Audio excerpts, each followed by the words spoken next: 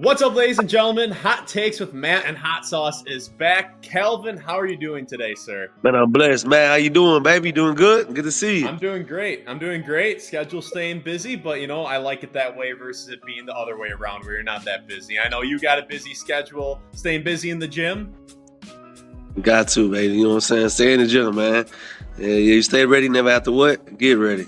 Yes, sir. Yes, sir. Let's go. Well, there is Speaking a of get ready, plethora. you can keep going. I'm sorry, you can keep going. I'm gonna go ahead and knock out my last 50 push-ups on Yes, camera. sir. This for y'all. You're Look, no I pay longer in my debt. debts. Hot Yes, sauce pay sir. his debts. Carry on, Matt, man. I'm gonna go knock these out. Yeah, Calvin, this is his last 50. He is no longer going to be in debt. We made a bet for Jake Paul, Anthony Joshua, whether the fight was going to go down or not, and it did, and it didn't go too well for Jake.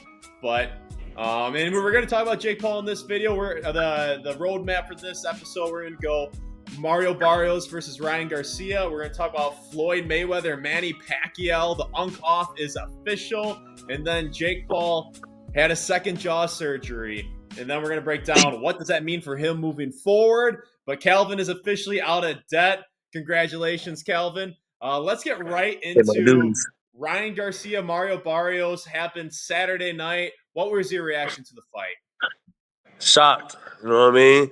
And to be fair, I did say in my video, don't be surprised if Ryan shows up and makes to the fight. But he did way more than that. I mean, the overhand right.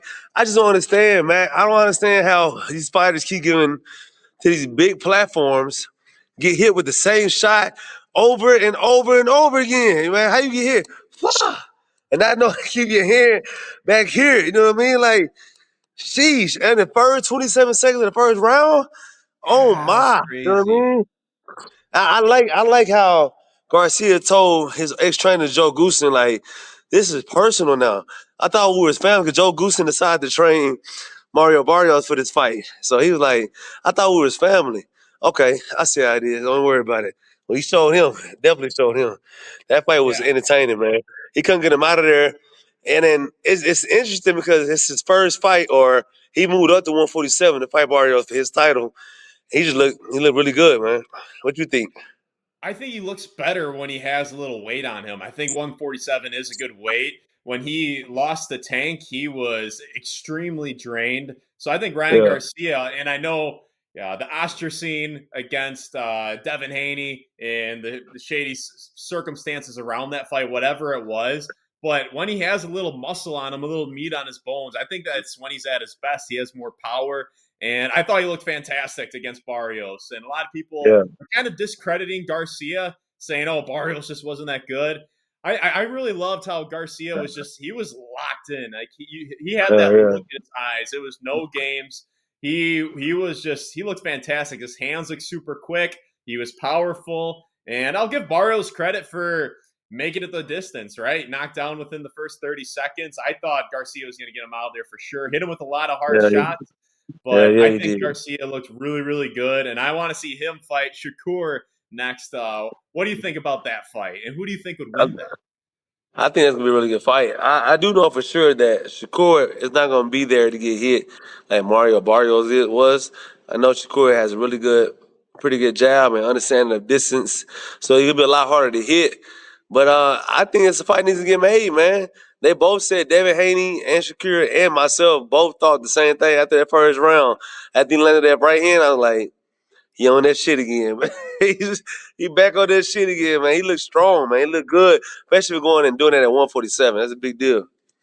Yeah, and so if they fight at 140, I think that Yeah, would be less yeah, than ideal for Garcia. I really think Garcia found a good weight for himself at 147. I'm telling you, when he lost to Rolly, his physique looked like it looked similar to what it did against Tank, and he didn't perform against Rolly. So I really think there's something there where he can't drain himself too much. So yeah. I I mean, like that. if I was advising him, I would say you go to 147. And unfortunately, that might mean he doesn't get to fight Shakur as much as I would like to see that fight.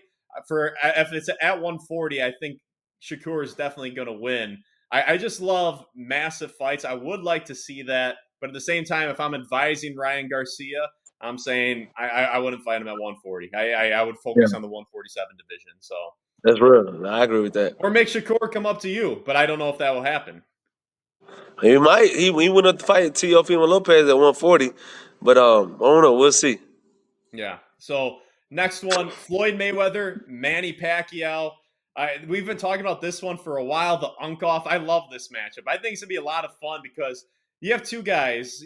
Floyd aged really well fighting. I believe his last fight he was about 40 years old against McGregor, but Floyd aged super well in the gym. Beat Canelo when he was 36, 37, and Pacquiao. I mean, he almost beat Mario Barrios before Ryan Garcia. It was a draw. So you have Pacquiao is aging super well, and Floyd, his biggest vice is he can't stay out of the gym. I don't Yeah, want to call it yeah, even a yeah, vice, but the dude yeah, is yeah, obsessed yeah, with the gym. He will go to the club, but he's not going to be drinking or doing anything that yeah, wild. He likes to go out, but he is obsessed with training. So something tells me that Floyd is going to be aging quite well as Pacquiao. So yeah, I think this yeah, is going to yeah. be a super fun fight. It's going to be a massive event at the Spear in Las Vegas. Calvin, what's your reaction? It's going down. My reaction a little bit different because now you gotta it raises questions to what people's suspicion is. Is Floyd addicted to the gym, or is he addicted to money? Which apparently he's losing now. Like the Yeah, is he rumor is broke? that Floyd is going broke. You know what I mean? And so I say that because I done seen now three different responses from Floyd that indicate that money may not be the same. And response number one was 50 Cent was trolling Floyd saying how he don't have the money I think he does and he's broke. What was Floyd's response? Is video of him counting money on a private jet. Like people with real money, they don't respond to They don't people need to calling them flex broke like because they that. know they're not broke. Strike number one. Strike number two was Floyd is in a lawsuit with Showtime and they ex handler of Showbox or Showtime Sports for money that he may have missed out in the past, not money that he didn't get, or money that he potentially didn't get. So if he got 20 million for a fight, it's like saying like I heard it was 40 million on the table, so let me go back try to get that money. Trying to go back and get money that might have been there. I don't know. That's to me strike number two for broke activities, and then number three, unretiring to fight Manny Pacquiao. It raised a little suspension. So hold on, let me break down what I mean by broke. Broke is subjective, right? And I say this, I had a client who was a politician up in this area, and he was venting to me. He was like, "Man, I'm down to my last $1 million. I don't know what I'm gonna do. Like all is about to go to shit, right?" And I'm thinking like, man, last $1 million, what? Man, you know where I come from? But it's subjective because he had never been without, right? So to him, his last million is a huge deal because he don't know how to live without. And so his expenses, his way of living, is all up there. So when I say Floyd is going broke, I'm not saying like Floyd is overdrafted his bank account. I'm not saying that. I'm saying that he's probably not making the money or have the money in the account that he's used to, or maybe the lifestyle he's accustomed to. Therefore, he's trying to get some money back. So I don't know. The fight, the uncle itself, is interesting. I'm not very into it right now. Maybe when they start hyping it and building it and doing like training cuts, maybe so. But right now, I'm like, the two uncles at a family reunion fighting. Like there they go again. Go get them, grandma. Go get them, granny. Go get them, granny. They fighting again. I I We'll do think see. what's interesting is the fact that Floyd has done all these exhibitions, which I think has actually drained his selling power, but he stayed active to some extent. And then Pacquiao looked really good coming out of retirement. So it's 49 versus 47. Floyd is 49. So that is super, super old, but this is a unique circumstance between the two. And I said earlier that, yeah, Floyd's only vice is the gym. I take that back. I thought that one through a little bit more. I think spending and women might be some other vices that he has, but Yeah, yeah, yeah, he, yeah, he yeah, doesn't yeah, he doesn't abuse. He takes care of his body. That's kind of more yeah. what I was trying to say. He takes care of his body For for the sure. most part. And then For damn sure. last topic for this episode is Jake Paul recently announced that he had a second jaw surgery. The screws and the plates were coming loose because he did not rest long enough over this span of 2 months since the Joshua fight. And he's flying all over the world because he's supporting his fiance who just won a gold medal at the Olympics. And then he bought a massive property and ranch in Georgia, and he's acting like a madman, doing crazy stunts with like off-road vehicles, doing big jumps and shooting a ton of guns and Yeah, fireworks, yeah, yeah. everything. He's just he's a wild child, and I think that caught Yeah. up with him a little bit. So I think best case scenario, he comes back in Q3, Q4 to continue his boxing endeavors. That will be, I mean, he fought in December. Let's say he fights in October and he has that long of a layoff without a lot of training in between because he's got to recover. Let's say he returns in Yeah. October and November or somewhere around there. Calvin, what would you advise him on opponents? Who should he be fighting in that first fight back? Well, first off, I get it. It's hard whenever you're the owner of a company and you're used to moving how you want to move, especially when you have financial freedom. It's hard to do nothing. It's hard to just rest and do shit. You know what I mean? So I understand that and I respect that. As far as opponents, but before then, as far as training, Jake needs to lay off. And just in my personal opinion, the ranch life and him doing forward and shooting shit and focus on just getting his body in the best shape he can while he can't take punches right now. He can't take any punch to the face, but he can still go for a run. He can still lift.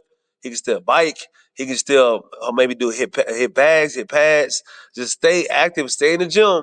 Keep doing your fun stuff, but like make sure you stay focused on the main thing, which is coming back out of this stronger in October, right? Instead of you kept playing catch up.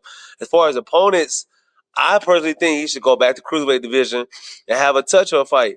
And you know who's ready for a touch-up fight? Hassel Henderson. I'm available in October, November, December, man. Here you are. I need a soft touch-up. Let me go and touch him up real fast, man. I got you. I would be there for it. I if that happens, Kelvin, can I be part of the locker room ahead of time? Man, I'll that be ain't streaming even a this next. question, dude. Let's Yes. go. Yes, Let's dude. go. Yeah, man. And tell Jake Paul, man, I'll go up the cruiserweight to fight him, man. That's nothing, man. That's nothing, man. Yeah, we make that happen. And I do agree with you on that he should fight a tune-up. I don't agree that you're a tune-up. I think you're trying to set him up, but I think that he should definitely fight a tune-up. People in the comment section and the vast majority of people who do not, most people don't like him, and they want to guide him in the wrong direction. They want to see him fall as many times as possible. So if I'm advising Jake, I'm saying tune up, one or two tune Yeah, ups. You fight a journeyman where you can get in and out, get a full training camp, yeah, get yeah, the rust off. That's what I'm doing if I'm Jake Paul. What I'm not doing is fighting Tommy Fury in the first fight back, and I think yeah, he yeah, yeah. might do that, and that because I think that's the only way Tommy will fight him now because I think Tommy wants to have an advantage. Mm, Tommy's been a pain in the ass in negotiations. I think that yeah, Jake in December beats any version of Tommy Fury that we've seen in the past. Jake that's against real. Anthony Joshua. That's real. So, but I don't think he should fight Tommy Fury in his first fight back. And I know there's going to be pressure for him to do so. I would get over the ego and fight in little small venues and get the one or two fights under your belt and then fight someone hard, then step up the competition level. So that would be It's all my about advice. confidence, man. It's all about confidence. He has to test that jaw out. You know what I mean? Like in an actual fight. So whenever I had my eye surgery back in 2020, my promoter wanted me to jump right back into a big fight for a Showtime, actually, like main event, like first fight out of surgery. Like I was cleared by the doctor and everything. I was like, no, like look, I want to test my eye out first and make sure I can withstand punches from it. You know what I mean? And so I took a tune-on fight, and he wasn't happy, but it was for the better. I got the tune-on fight out the way. I got my confidence back. I felt ready. I felt good. Let's go get this motherfucker, man. So like we need those fights to make sure everything is everything. You know what I mean? Almost like doing a scrimmage or a practice race on NASCAR. Like we got to make sure that we get everything is fine tuned, ready to go for the real deal. 100%. And I think that's a good stopping point for this episode. There's a lot going on in the boxing world right now, so stay tuned. We'll be covering it soon. But hit that subscribe button, punch that subscribe button, and we will see you again in the near future. Oh man.